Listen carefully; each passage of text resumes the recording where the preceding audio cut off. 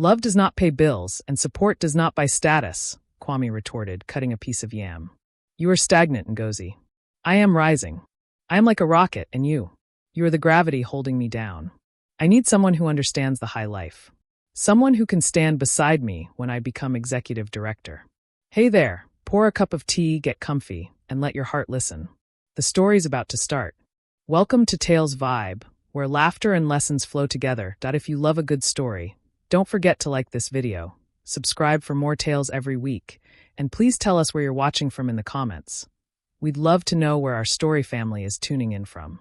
Ngozi sat quietly in the corner of the living room, a basket of laundry at her feet. She picked up one of Kwame's white shirts, shaking it out before folding it with practiced care. To anyone looking through the window, she looked like a typical Nigerian housewife, devoted, simple, and entirely dependent on her husband. There was no noise in the house, only the sound of her hands smoothing out the fabric. The front door opened and Kwame walked in. He did not greet her immediately. Instead, he dropped his heavy leather briefcase onto the center table with a loud thud, announcing his presence. He was a tall, dark Ghanaian man who carried himself with the air of a king who had just conquered a village. He loosened his tie and sighed, falling back into his favorite armchair. Ngozi, water, he commanded without looking at her. Ngozi stood up immediately, went to the fridge, and brought him a cold bottle of water and a glass. She knelt slightly as she served him, playing the role she had chosen for herself. Kwame drank deeply, wiping his mouth with the back of his hand. You have no idea what kind of day I had, Kwame said, finally looking at her. The pressure at Zenith Tech is not for small children. We are closing deals that involve billions of naira. The CEO, Chief Adebayo, called me into his office specifically to ask for my opinion on the new expansion project. Kwame laughed, a sound full of pride. I told him exactly what to do. I am the brain behind that department, Ngozi. Without me, that company would struggle. Ngozi smiled softly. You are doing well, Kwame. I am proud of you. Kwame waved her compliment away as if it meant nothing. You are proud? What do you know about corporate strategy? You only know how to wash clothes and cook jollof rice. It is a different world, Ngozi. A world for people with vision. He stood up and walked toward the bedroom, talking over his shoulder. I am going to be an executive soon. I can feel it. I am the man of the house, the provider. Everything you see here, the roof over your head, the food in your stomach, it is because of my hard work. Ngozi watched him leave the room. She sat back down and picked up another shirt. Her expression did not change, but her mind was far away. Kwame thought he was the provider. He thought Zenith Tech was run by Chief Adebayo. He had no idea that the shirt she was folding was bought with a salary she approved. Ngozi was not just a housewife. She was the silent owner of Zenith Tech. Through a series of trusts and holding companies, she controlled the majority shares. Chief Adebayo was merely an employee she hired to be the face of the business because she wanted privacy. She knew every deal Kwame worked on because she signed off on them. She knew about his promotion before he did. She looked at the closed bedroom door.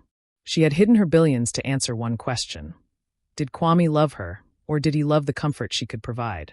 As he bragged about a power he didn't actually possess, Ngozi feared she was beginning to find the answer, and it was not the one she wanted. The arrogance Kwame displayed in the living room did not vanish overnight. Instead, it grew like a weed, choking the life out of their marriage. Weeks turned into months, and the gap between them widened. The simple disconnect Ngozi felt while folding laundry had now become a daily ritual of disrespect. One Tuesday evening, the clock on the wall ticked past 10 p.m. The food Ngozi had prepared was getting cold on the table. When the door finally clicked open, Kwame walked in, smelling faintly of expensive cologne that wasn't his own. He didn't apologize for his lateness. He simply walked past her to the dining table, dropping his car keys on the glass surface with a sharp clatter. Ngozi silently brought out the dish warmer. She uncovered the plate of egusi soup and pounded yam, the steam rising gently. Welcome home, Kwame, she said quietly. Kwame stared at the food, then up at her, his face twisted in annoyance. Is this it? Every day, the same routine. You cook, you clean, you wait. Do you have no life, Ngozi? Ngozi sat opposite him, her hands clasped on her lap. I am caring for my home and my husband. Is that not a life? Kwame hissed, picking up his spoon aggressively. In the village, maybe. But we are in Lagos. Do you know where I was tonight? I was at a gala with top executives. Men who move millions. Their wives were there, Ngozi. Women who run businesses, women who speak French, women who look like they belong on a magazine cover. He pointed his spoon at her. Then I come home to this. You are too plain. You are too quiet. When I tell people I am a senior manager at Zenith, and they ask about my wife, I am ashamed to say you are just sitting at home. Ngozi's expression remained calm, though her heart was hardening. So, my value to you is based on how I look to your friends? Is my love and support not enough?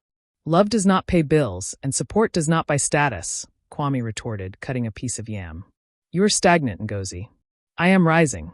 I am like a rocket, and you are the gravity holding me down. I need someone who understands the high life. Someone who can stand beside me when I become executive director. He ate without looking at her, treating her like a servant who had overstayed her welcome. You think you are rising, Kwame, Ngozi said, her voice barely a whisper. But be careful you don't fall. Kwame laughed, a short, mocking sound. I cannot fall. I am the star of Zenith Tech. You are the one who needs to wake up. If you don't change, you will be left behind. He continued eating the food she bought, in the house she owned, unaware that the gravity he despised was the only thing keeping his feet on the ground. Ngozi watched him, the decision forming clearly in her mind. He wanted a woman of substance? He was about to find out exactly how much substance she really had. The Cold War from the dining table followed them into the bedroom. For 3 days, they slept on the same bed but lay miles apart, backs turned against each other. On Saturday evening, the silence broke, but not in the way Ngozi had hoped.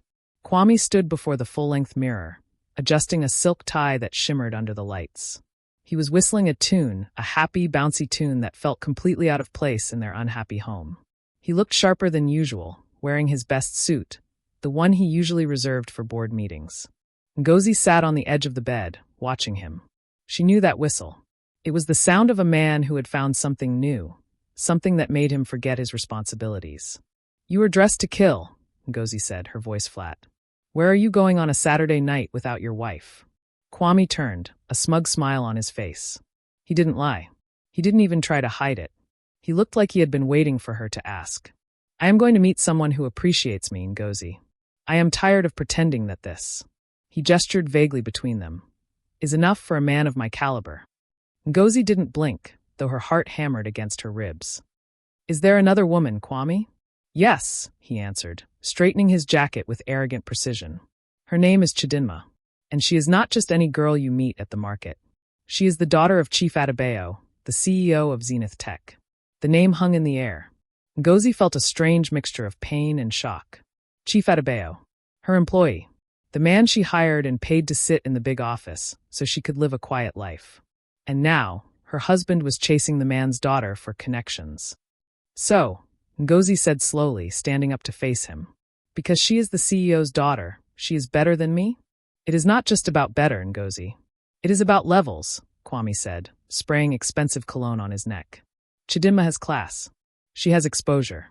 When she walks into a room, people respect her because of who her father is. She can introduce me to senators, to ministers. She is a woman of substance. With her, I can own this Lagos. He looked at Ngozi with pity, shaking his head. You are a good woman, Ngozi, but you are too local. You cannot help me climb. Chidinma is the ladder I need.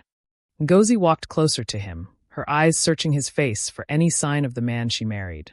She found none. Be careful of the ladder you climb, Kwame. Sometimes it is leaning on a wall that does not exist. Kwame chuckled, checking his gold wristwatch. You are just jealous because you cannot compete. Don't wait up for me. He walked out, slamming the door behind him. The sound echoed through the house. Ngozi stood in the silence of the room. He called Chidinma a woman of substance because of her father's title. He called Ngozi local because she chose humility. He wanted a ladder. Ngozi walked to her bedside drawer and looked at her phone. She scrolled to a contact saved as Chief Adebayo, do not call. If he wants a ladder, she whispered to the empty room, I will show him who owns the building. A month after that Saturday night, the silence in the house had become a heavy fog. Ngozi was standing by the sink, rinsing the breakfast plates. The water ran over her hands, cool and steady, unlike the turmoil in her life. She heard Kwame's footsteps approaching the kitchen. They were not the heavy, tired steps of a man returning from work. They were brisk, purposeful. Kwame walked in holding a large brown envelope. He didn't ask for food. He didn't ask how her day was.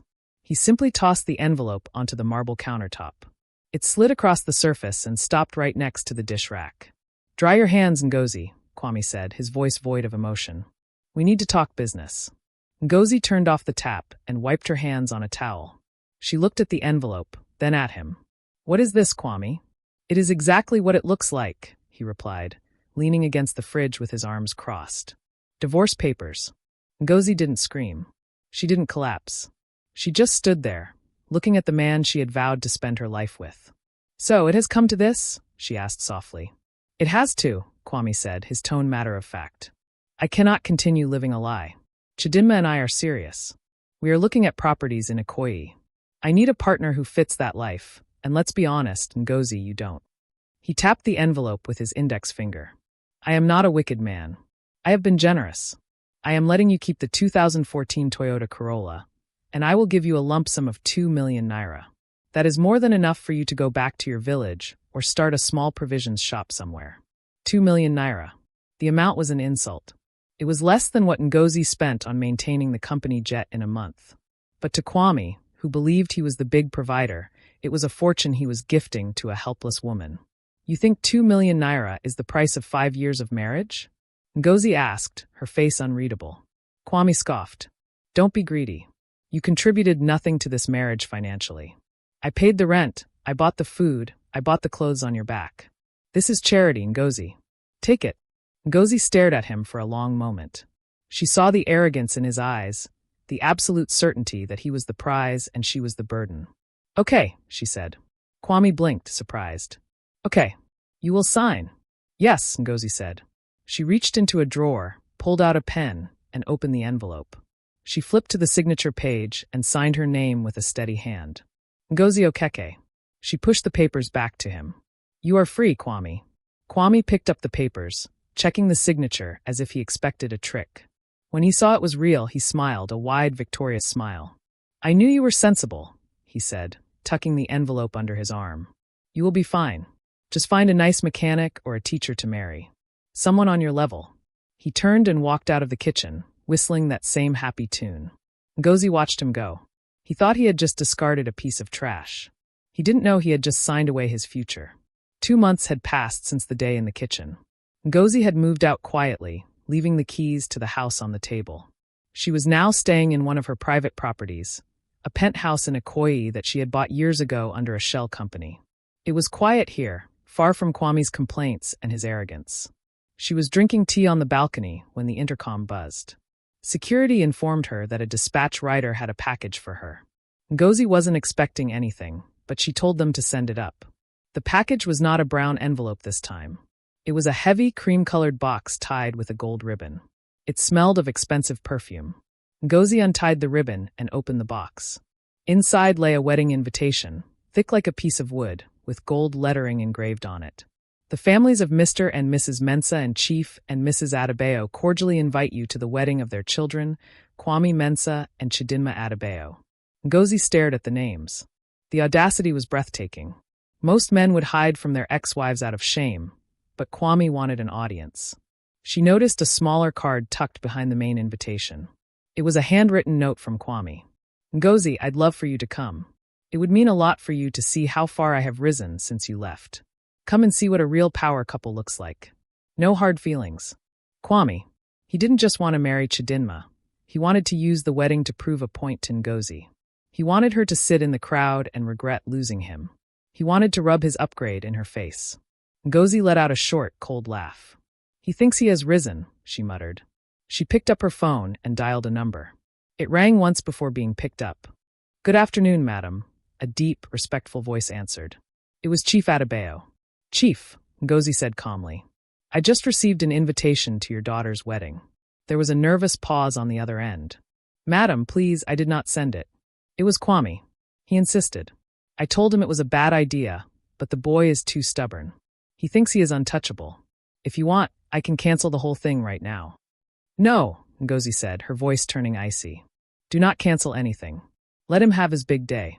Let him gather all his friends and all the important people in Lagos." "Are you coming, madam?" Chief Adebayo asked, his voice shaking slightly.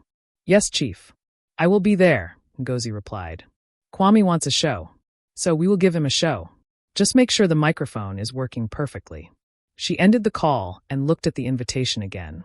Kwame wanted her to witness his victory. Instead, she would make sure he witnessed his own funeral. The day of the wedding arrived, and the event center in Victoria Island was packed. It was the kind of wedding people in Lagos killed to be invited to. Luxury cars blocked the entrance. G-Wagons, Range Rovers, and Bentleys lined up like a showroom. The air inside was cool, smelling of roses and money. The theme was gold and white, and the decorations alone cost more than the house Kwame and Ngozi used to live in. Ngozi arrived quietly. She did not drive her usual modest car. Instead, she came in a sleek, tinted black sedan that dropped her right at the entrance. She did not wear the flamboyant aso-ebi that the other guests wore to show off. Instead, she wore a simple, fitted black dress. No heavy jewelry, no large geli head tie blocking the view of the person behind her. Just simple, terrifying elegance. She slipped into the hall while the live band was playing a high-life tune. The room was full of senators, business moguls, and socialites. Ngozi found a seat at the very back, near the exit, where the shadows hid her face. She sat with her hands folded on her lap, watching the spectacle. Kwame was standing at the altar, waiting for his bride. He was wearing a white tuxedo with black lapels, looking sharp and incredibly pleased with himself. He was laughing with his best man, pointing at the crowd, waving to people he barely knew. He looked like a man who had won a lottery he didn't buy a ticket for. Suddenly, Kwame's eyes scanned the room and locked onto Ngozi in the back. He froze for a second, then a wide, arrogant grin spread across his face. He nudged his best man and whispered something, likely a joke about how his bitter ex couldn't stay away. He gave Ngozi a small, mocking wave. Ngozi didn't wave back. She didn't smile. She just watched him. Then the music changed. The doors opened and Chidinma walked in. Her dress was massive, covered in crystals that caught every light in the room. The crowd cheered.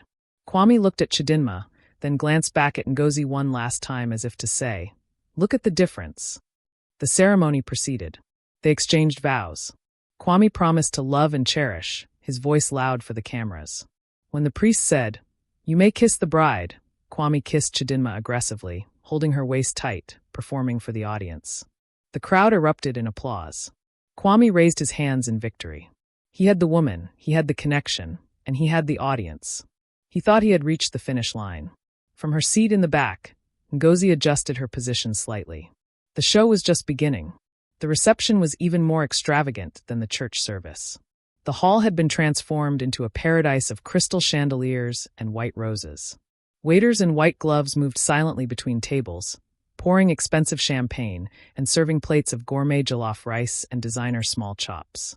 The live band had switched to upbeat Afrobeats, and guests were already spraying money on the dance floor. Kwame sat at the high table next to Chidinma, looking out at the sea of guests. He felt like a king surveying his kingdom. He leaned over to Chidinma and kissed her cheek, making sure the photographers captured the moment. Then, the MC, a popular comedian in Lagos, announced that it was time for the groom's speech. Kwame stood up, buttoning his jacket. He took the microphone with the confidence of a man who owned the world. The room went quiet as everyone turned their attention to him. "Thank you, everyone," Kwame's voice boomed through the speakers. "Thank you for coming to celebrate this historic day. Today is not just a wedding, it is a merger of greatness." He looked down at Chidinma, who smiled shyly. "I found a woman who understands where I am going. A woman of substance, a woman of class, a woman who matches my ambition. In this life, you cannot fly with chickens if you want to soar with eagles." A few people clapped, but Kwame wasn't finished. He looked toward the back of the room, his eyes finding the dark corner where Ngozi sat. He smirked, the alcohol and pride making him reckless. "Actually," Kwame chuckled into the mic, "I want to make a special shout-out. Some of you may know that my ex-wife, Ngozi, is here tonight." A ripple of whispers went through the crowd. Heads turned, craning to see where he was looking. Ngozi did not hide. She sat perfectly still, her face calm, looking straight at him. "Ngozi," Kwame continued, his voice dripping with condescension, "thank you for coming. It takes courage to attend the wedding of the man who outgrew you. I appreciate you coming to witness what true success looks like. Maybe you will learn something today about how to support a man with vision." The room was awkward. Some people laughed nervously, trying to please the groom. Others looked down, embarrassed by his cruelty. But Kwame didn't care. He felt powerful. He had the microphone, the crowd, and the new wife. He had just publicly put Ngozi in her place, reminding her that she was the past and he was the future. To the future, Kwame shouted, raising his glass. And to never looking back. He drank his champagne, basking in the applause, completely unaware that the woman he just mocked was about to turn his future into history. Ngozi simply watched him, her expression unchanging, like a judge waiting to deliver a verdict. Kwame sat down, feeling the adrenaline pumping through his veins. He turned to Chidinma, who was beaming at him, and squeezed her hand. "That is how you handle the past," he whispered to her. He reached for his glass again, ready to enjoy the rest of the night as the big man of the hour. But before the band could start playing again, Chief Adebayo stood up slowly from the other side of the bride. He was a tall man with gray hair, wearing a flowing white agbada that commanded respect. He gestured to the MC to hand him the microphone.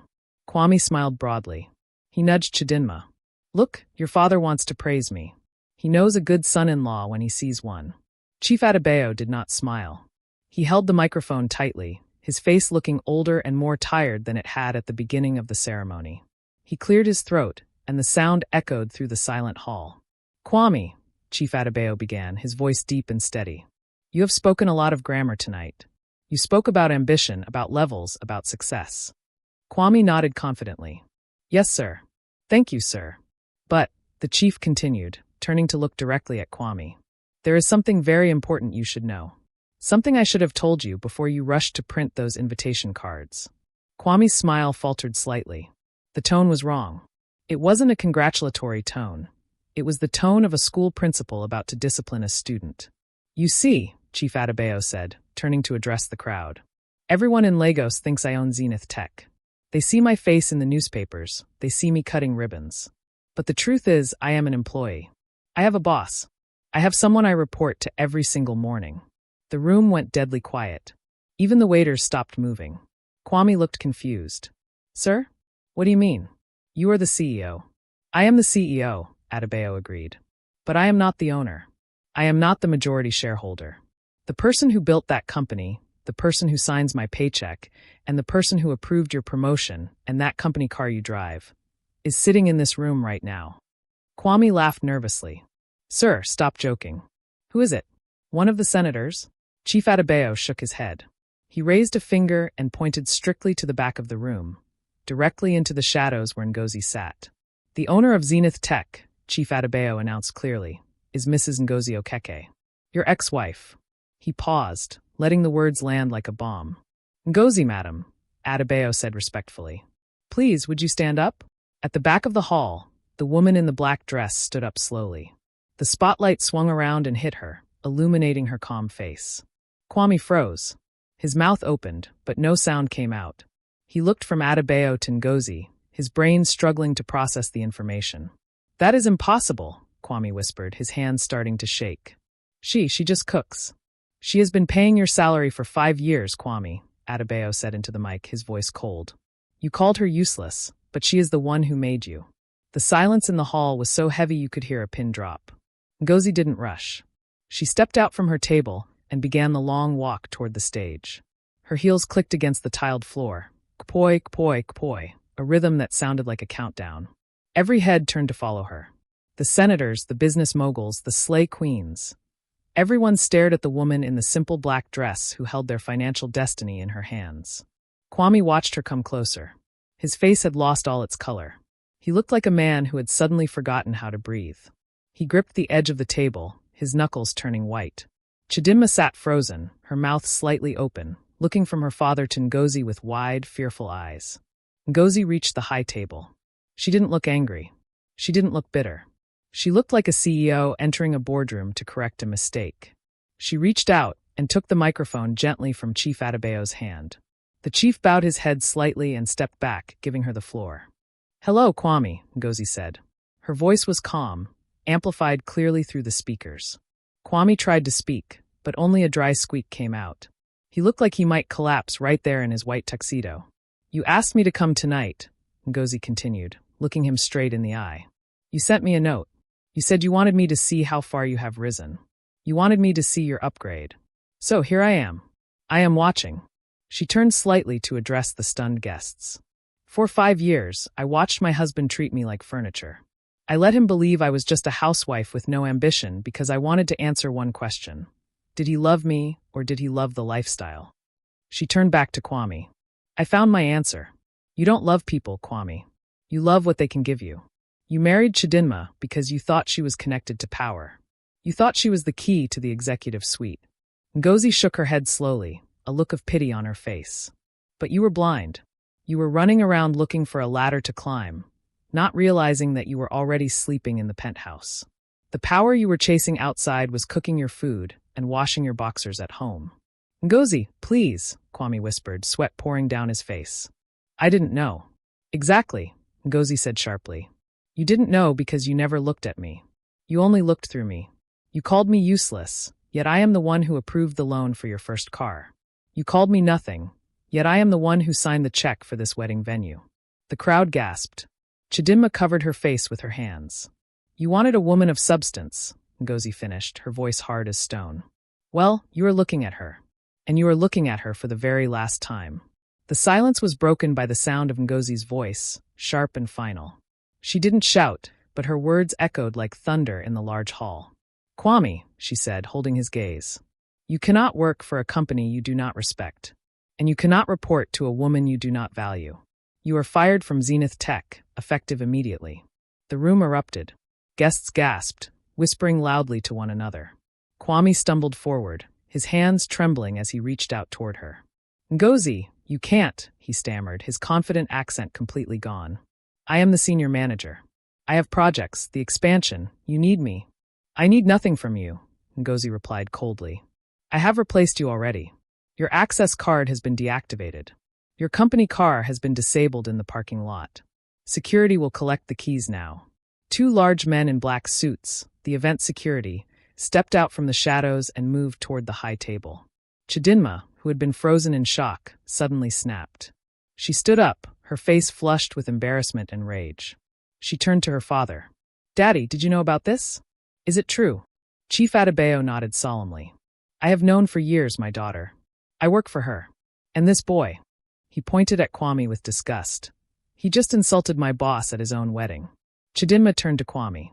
The look of admiration she used to have was gone, replaced by pure hatred. You liar, she spat. You told me you were the big man. You told me you ran things. You were just using me. No, baby, listen. Kwame tried to grab her hand. Don't touch me. Chidinma screamed, ripping her veil off her head. You married me to climb, but you didn't know you were already standing on someone else's ladder. She turned to her father. I want an annulment. Now. Get him out of my sight. Already arranged, the chief said. Kwame looked around wildly. His world was collapsing in seconds. He lost the billionaire ex-wife, the rich new wife, the job, and the car. He looked back at Ngozi, desperation flooding his eyes. He dropped to his knees in his white tuxedo. Ngozi, please. I made a mistake. It is the devil's work. I still love you. We can fix this. I will sign the papers back. Please, I beg. Ngozi looked down at him. There was no love left in her eyes, only pity. We cannot fix anything, Kwame. You are a man who chased the shadow and lost the substance. She handed the microphone back to Chief Adebayo. Thank you for your service, Chief. You will receive your bonus next quarter. Ngozi turned around and began to walk away. Kwame screamed her name. Ngozi. Ngozi, but the security guards grabbed him by the arms. As they dragged the weeping groom toward the exit, his feet dragging on the floor, Ngozi did not look back.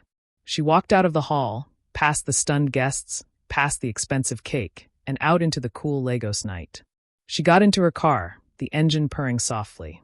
She was alone, but for the first time in 5 years, she was free. And that's the end of today's tale. We hope it brought a smile, a thought, or a little bit of magic to your day. If you enjoyed this story, please like the video, subscribe to Tales Vibe for more weekly tales, and tell us in the comments where you're watching from. We love hearing from our story family all around the world. Until next time, keep your heart open, your imagination alive, and remember, laughter and lessons always go hand in hand. See you in the next story.